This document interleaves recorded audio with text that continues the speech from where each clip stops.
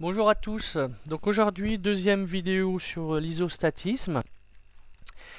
Et isostatisme, bien entendu, la MIP, première partie de la norme, je vous rappelle, hein, c'est-à-dire mise en position simplement. Sur la première vidéo, je vous expliquais comment on décode les normales, comment on a décodé, on a vu comment lire une normale, les degrés de liberté qu'elle éliminait, et puis les liaisons que ça pouvait créer. Dans cette deuxième vidéo, on va apprendre à mettre en place ces normales, c'est-à-dire quand on va devoir usiner une pièce, eh ben, en fonction de l'usinage qu'on a besoin de faire et surtout de la pièce, où est-ce qu'on met les normales. Alors, donc pour choisir comment on met les normales, on va s'appuyer sur trois règles, hein, et on va voir ces trois règles justement, de quoi ça parle. Alors, la première règle qui paraît, je marque un peu bête, qui est intuitive, c'est fonction de la taille de la surface sur laquelle on va mettre la mise en position. Donc celle-ci, elle est intuitive, vous la pratiquez quand vous êtes sur une fraiseuse conventionnelle, vous le faites naturellement. Donc l'idée c'est quoi? C'est qu'on va mettre le plus grand nombre de normales sur les plus grandes surfaces pour une plus grande stabilité. Ça paraît évident. Donc regardez l'exemple là qu'on a, vous avez un prisme, on imagine qu'on va usiner la surface du dessus, et donc dans cet exemple, on a mis l'appui-plan, donc 3 normales, sur la surface la plus grande. Ensuite, on a un des deux champs sur lequel on a mis l'appui linéaire, 4 et 5. Et enfin la butée sur un des deux bouts, parce que c'est les plus petites surfaces. Ça, c'est pour le cas du fraisage. Maintenant, on va voir le cas du tournage. Donc, deux cas de figure. On a quand vous avez un cylindre court et quand vous avez un cylindre long. Alors, comment on sait si c'est un cylindre court ou un cylindre long? Donc, le cylindre court, c'est quand le rapport de la longueur sur le diamètre est inférieur à 1. Alors, la longueur, c'est... je vais mettre une note, on va le voir là. La longueur, qu'est-ce qu'on entend par longueur? C'est, dans cet exemple, c'est cette longueur-là. Hein. Voilà. Donc quand cette longueur, on le voit ici sur l'exemple, imaginez qu'elle fasse 10 mm et ici le diamètre de 20. Si vous faites 10 divisé par 20, ça va faire quoi? Ça va faire 1 demi. 1 demi, c'est donc plus petit que 1. Donc dans ce cas de figure, on a ce qu'on appelle un cylindre court, et du coup on va essayer de mettre le plus de normal sur la surface du disque du cylindre. Donc c'est ce qui est marqué ici, c'est ce qu'on voit ici, il y a 1, 2, 3 appuis sur le disque et seulement 2 appuis sur le cylindre. Donc là, je vous parle d'une petite astuce. Si vous voulez savoir, alors il y a cette histoire de rapport qu'on vient de calculer, mais vous pouvez très bien faire aussi. Pourquoi c'est pas très bien faire? C'est pour vous expliquer. Quand vous jetez une pièce de monnaie sur une table, par exemple, il y a peu de chances qu'elle retombe sur la tranche. Ça veut dire que c'est un cylindre court. Pour le cylindre long, c'est le contraire. Si le rapport est supérieur à 1, hein, donc on va prendre un autre exemple. Hein. Imaginons qu'on ait une longueur cette fois de 20 et qu'on ait un diamètre qui est égal à 10. Ça va faire, le rapport, ça va faire 20 divisé par 10, ça va faire 2, et 2 c'est supérieur à 1. Donc on est dans le cas d'un cylindre long. Et donc dans ce cas-là, on mettra le maximum d'appui sur le cylindre. Donc on en mettra 4 et ça nous fera une liaison appui-plan. Voilà pour la première règle, je pense que c'est la plus simple à comprendre, hein, assez intuitive. Alors là, on va aller voir les deux autres règles. Alors, les deux autres règles, la règle 2, c'est en fonction des surfaces de référence. En plus de la taille des surfaces qu'on vient de voir, le choix d'une surface de mise en position doit se faire en priorité et chaque fois que cela est possible sur une surface qui est reliée à celle fabriquée par une cote du dessin de définition. Entre parenthèses, code bureau d'études.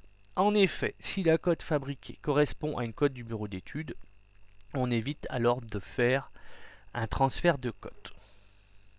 Calcul d'une cote de fabrication à partir de plusieurs codes BE. Ce qui représente toujours une perte de temps et une réduction de l'intervalle de tolérance. On appelle alors ces codes fabriqués des codes fabriqués directs. Alors, juste pour expliquer, quand vous avez sur un dessin des cotes, sur votre dessin de définition des cotes. Si vous créez d'autres cotes, c'est ce qu'on va voir dans l'exemple du dessous, parce que vous pouvez créer d'autres cotes. Bah, le problème, c'est que le calcul est un peu compliqué, mais outre ça, une fois que vous savez le faire, ce calcul. C'est surtout que le problème, c'est qu'en général, quand on fait ça, bah, c'est ce qui est marqué, on perd du temps, mais à la rigueur, ça, tant pis. Mais c'est surtout que ça réduit l'IT. La cote que vous allez générer, la nouvelle cote que vous allez créer, et ben, l'IT sera plus petit que la cote que vous aviez avant. Alors, je vous rappelle, qu'est-ce que ça veut dire un IT plus petit? Une cote avec un IT plus petit, ça veut dire une cote plus précise et du coup plus dure à fabriquer. Et ça, bah, autant éviter de le faire. Hein. Si on peut s'en passer, si on peut avoir des cotes le moins précises possible, ça sera plus facile à fabriquer. Donc, dans la mesure du possible, on va éviter de faire un transfert de code. Et du coup, grâce à l'isostatisme, justement, aux mises en position, on va essayer de s'appuyer sur ce qu'on appelle des surfaces de référence. Et les surfaces de référence, c'est quoi? Ce sont des surfaces qui sont liées aux cotes du dessin. Alors, c'est peut-être pas très clair quand je l'explique comme ça. Avec un dessin, vous allez voir, tout de suite, on comprend mieux. Regardez, la figure de gauche, alors, qu'est-ce qu'on veut? En rouge, c'est ce qu'on veut usiner. Donc là, tout de suite, vous savez usiner, vous vous dites, ah, facile, hein, je vais avoir une fraise comme ceci, là je dessine une fraise qui va venir faire cet épaulement. On va venir usiner ici. Ça, vous l'avez bien compris, pas de problème. Bon, pas très belle ma fraise, c'est pas grave. Donc, regardez, la surface qu'on va usiner, il y a deux cotes qui lient cette surface. Il y a la cote de 30 ici, et la cote de 15. D'accord? Il y a une cote de 45 ici. Alors cette cote, c'est ce que je dis, en fait, c'est pas une cote qui a été faite dans l'usinage qu'on va devoir faire. Elle existe déjà. Ou elle sera faite plus tard, peu importe. Mais là, quand on va faire cet usinage en rouge et épaulement, on va créer deux cotes fabriquées, 15 et 30. Donc on va s'appuyer sur ces deux cotes pour mettre en place l'isostatisme. Ces deux cotes, vous voyez, là par exemple, il y a la surface usinée ici en rouge, sur le côté de l'épaulement, il y a la cote de 15, et du coup, cette cote de 15, elle part de la surface de référence, on pourrait l'appeler 1, à le côté de l'épaulement. Donc, on a une première surface de référence, et pour la cote de 30, c'est la même chose, on a une deuxième surface de référence. Voilà. Donc, on va s'appuyer sur ces surfaces de référence. S'appuyer, ça veut dire qu'on va mettre la mise en position sur ces surfaces de référence. On va utiliser ces surfaces de référence plutôt qu'une autre. À côté, là, je vous ai mis la surface de droite, le schéma de droite, ce qu'il fallait éviter. C'est-à-dire que vous voyez, on a créé ce code de 30. À partir, bien entendu, parce qu'on sait que quand on veut 45 en bas, on n'est pas con. Hein, 45 moins 15, il reste 30. C'est ce que je vous dis qu'il faut éviter, parce que là, on va devoir, du coup, faire un transfert de cote et calculer le nouvel IT de cette cote de 30. Et l'IT de cette cote de 30, il va être plus petit que l'IT de la cote de 15 et de 45. Donc du coup, on se rajoute une difficulté. Voilà. Donc voilà pour les surfaces de référence. Alors, cas particulier, qui est en fait assez facile à comprendre. Parfois, le code BE impose un système de référence composé de surfaces de référence.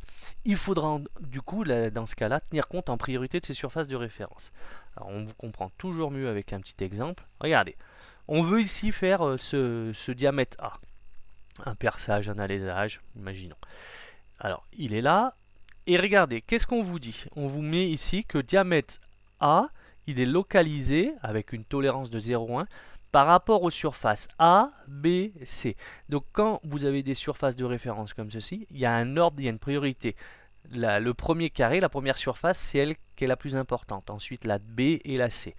Donc du coup, là, les surfaces de référence, on ne va même pas se poser de questions. Ça va être la première, ça va être A. Donc on va essayer de mettre de maximum d'appui sur A. Donc dans notre cas de figure, là, c'est évident. Qu'est-ce qu'on va mettre à votre avis? On va mettre l'appui plan sur A. Hein. Si je devais mettre en place isostatisme, je ferais comme ça.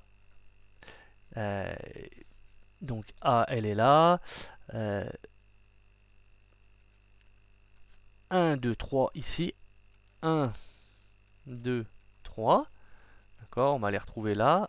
1, 2 et 3 ici. Voilà nos trois appuis. Ensuite, la deuxième surface de référence, c'est B. elle est ici, vous voyez. Alors, c'est, ah ouais, vous voyez, c'est un peu subtil. Là, on aurait eu tendance naturellement à le mettre où? À mettre ici, là. On aurait dit, ah ben on va aller se mettre là, 4 et 5. Eh ben non. B, c'est cette surface-là, là, c'est l'intérieur de la rainure. Donc, on va pas mettre ici, on va mettre 4 et 5 ici. 4, 5. Comme ceci. 4, 5. Voilà. Et enfin 6, c'est par rapport à C. Donc C, c'est cette surface ici. Donc 6, ça sera... Alors, j'ai pas bien de place ici. Voilà, on va mettre le sixième appui ici. Voilà. Vous voyez l'ordre? Donc si on a mis 3 appuis sur A, c'est la prioritaire, 2 appuis sur B, parce que B, c'est la secondaire, et un appui qui nous restait ponctuel sur C.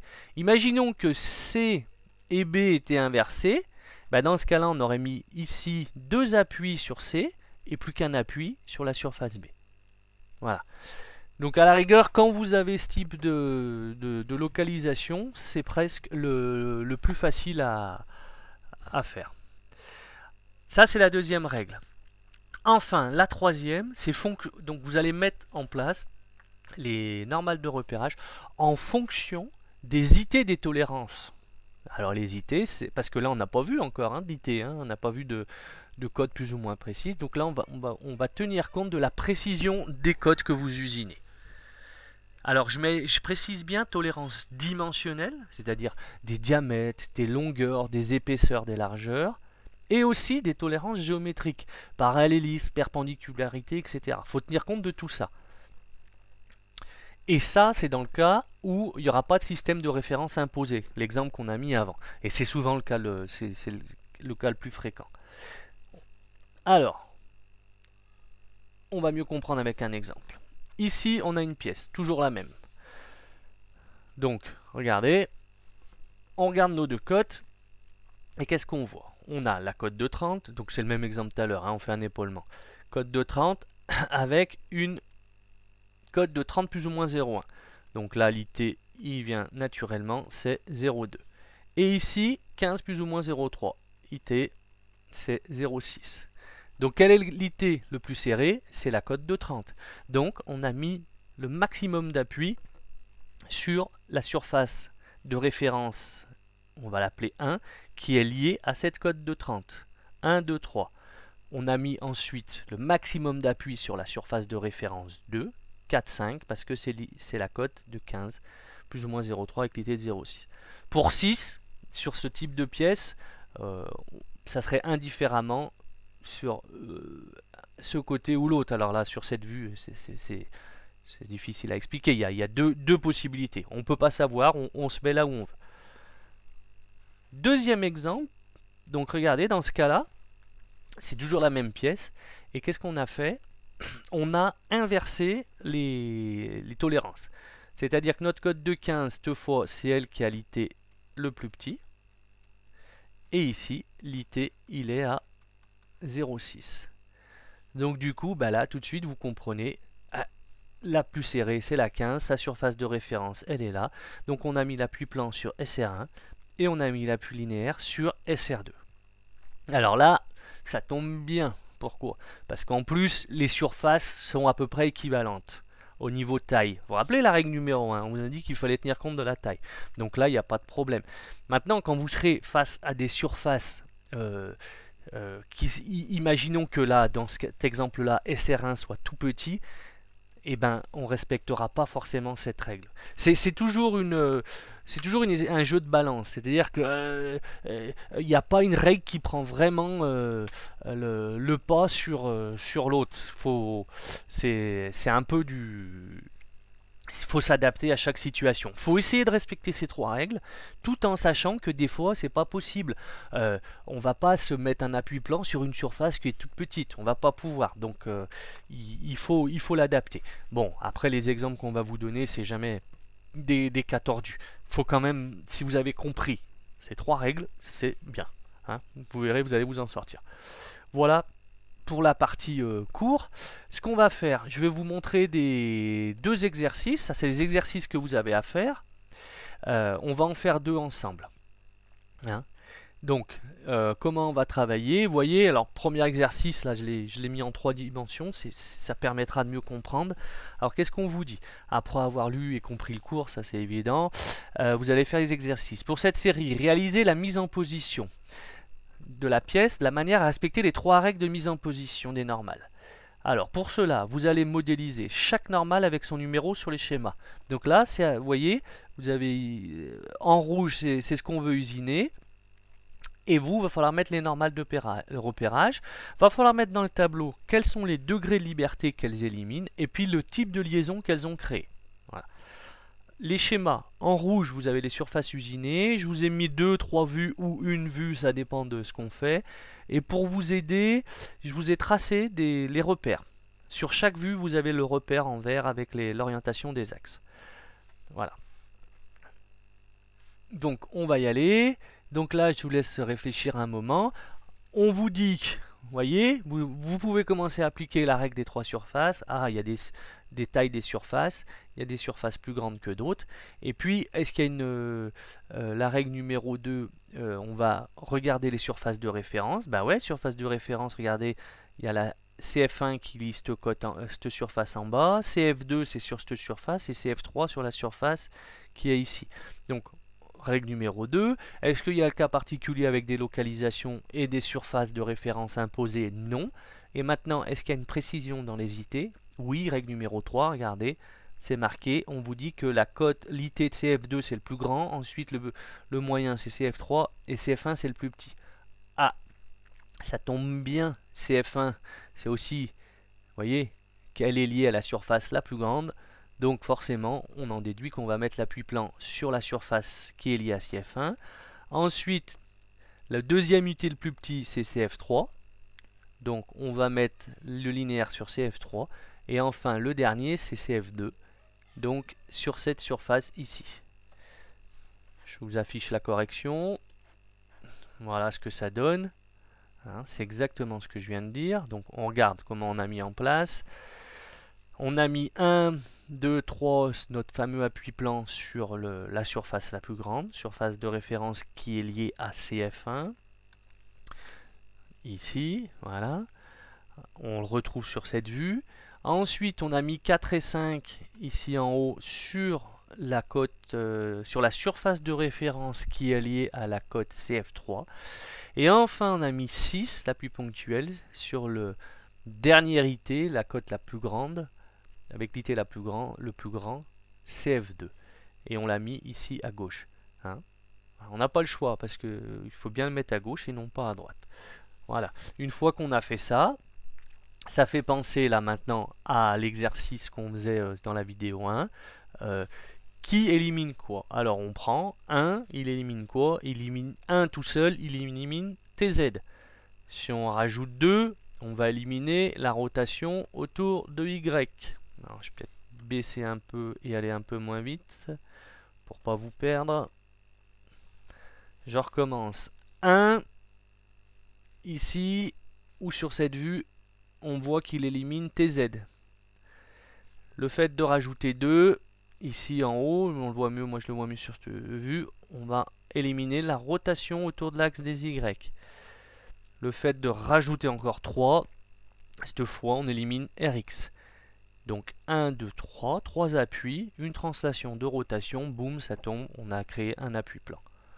Ensuite, 4 qu'on a mis en haut, 4 il élimine TY, et le fait de rajouter 5, on va éliminer RZ. Donc une translation de rotation, un appui linéaire. Et enfin un appui ponctuel pour la translation en X, c'est 6. Voilà. Donc grand classique là du fraisage.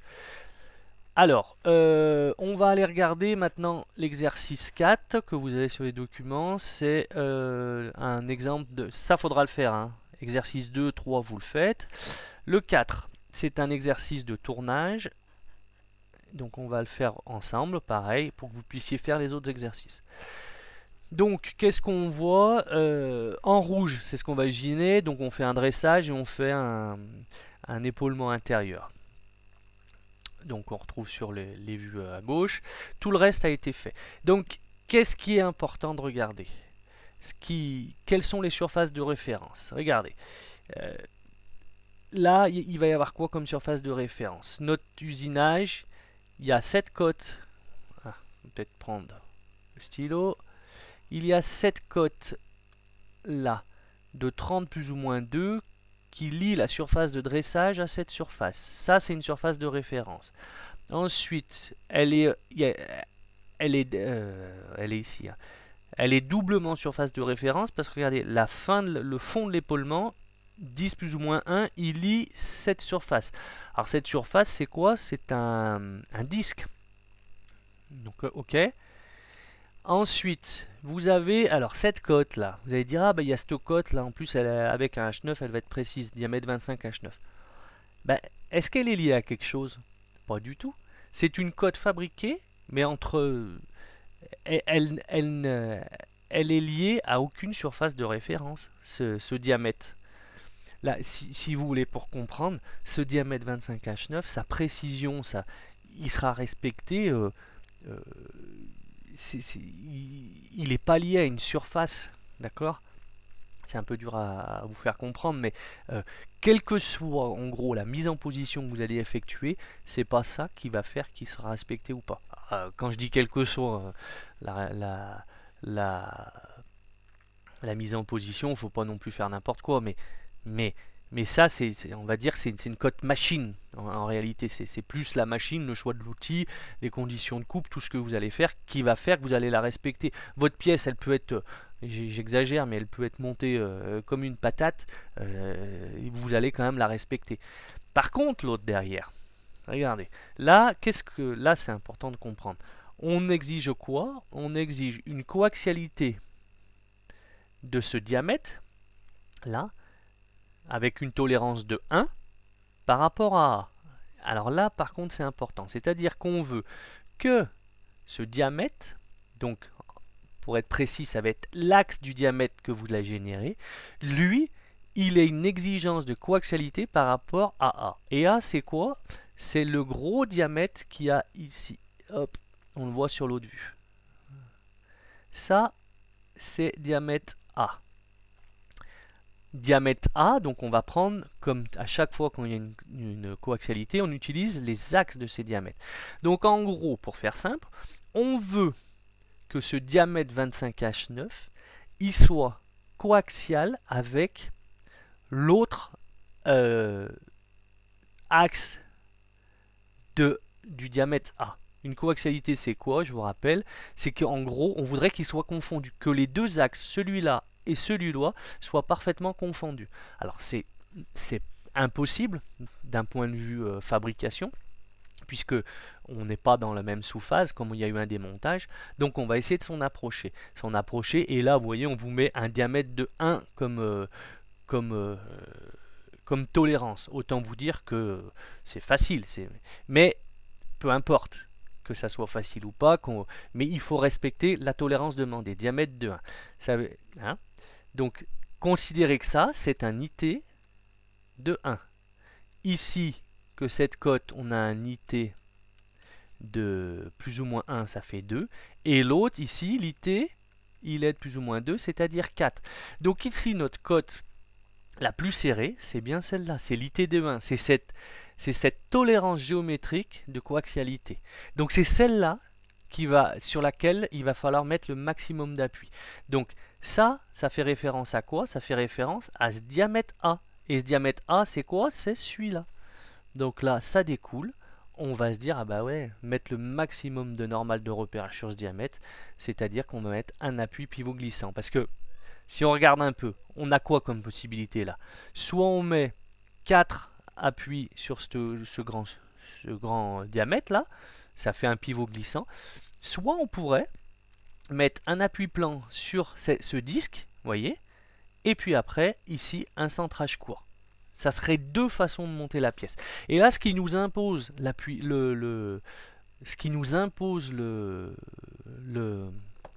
les 4 appuis ici, donc notre pivot glissant, c'est cette tolérance dimensionnelle de coaxialité parce que c'est elle qualité la plus petite. Si elle avait un IT plus grand ou si par exemple cette cote là 10 plus ou moins 1 était beaucoup plus serrée, et ben dans ce cas là on mettrait plutôt un appui-plan et un centrage court. D'accord? Voilà. Donc je vous mets le 4 corrigé. Donc est-ce que c'est conforme à ce qu'on a dit? Oui, regardez. On a donc 1, 2, 3, 4. On retrouve notre pivot glissant ici. Hop. Hein, on a bien notre pivot glissant. Alors 1, pour rebondir sur les exercices qu'on avait fait, il élimine TY, 2 TX, 3 RX, 4 RY, 2 translations de rotation, on a bien un pivot glissant. Et enfin, ensuite, le 5, on le met bien ici, et non pas ici, parce qu'on pourrait mettre ici aussi 5, mais on ne va pas le mettre ici, parce que on voit bien que nos surfaces de référence, c'est ce qu'on avait dit tout à l'heure, il y a la cote de 30 ici et la cote de 10 qui vont sur ce disque. C'est bien ici qu'on va mettre l'appui ponctuel 5. Voilà pour l'explication de la mise en place des normales. Moi, je vous invite à faire les exercices, la suite des exercices. Hein, c'est pas évident, mais vous verrez, une fois qu'on a compris le truc, bah, ça va, on y arrive. Et puis, on corrigera tout ça ensemble. Pour ceux qui ne sont pas élèves avec moi, bah, si vous aviez besoin des exercices et des corriger, n'hésitez pas, faites-moi un message sur YouTube et puis je peux vous envoyer les corriger. Voilà. Allez, bon courage à tous.